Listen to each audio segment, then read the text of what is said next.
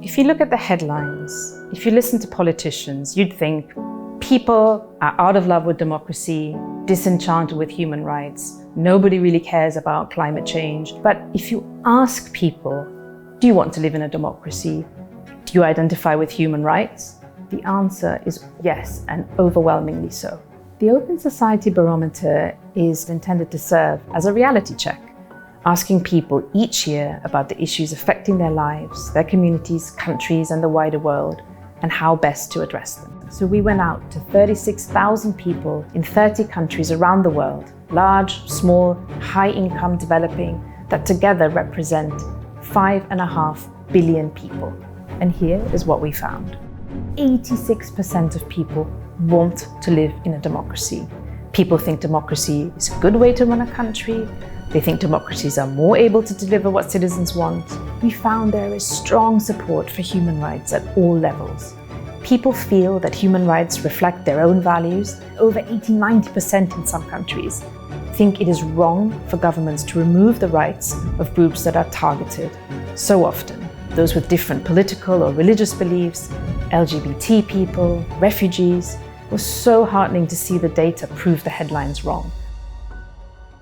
While people are very supportive of the concept of democracy, they are concerned about its ability to improve their lives in practice.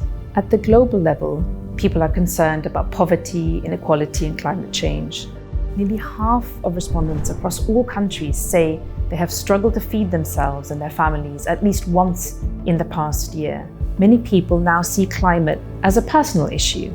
70% are anxious that climate change will affect them and their lives in the next year. 3 in 5 people are worried that political unrest could lead to violence on their streets, in their countries, in the next year.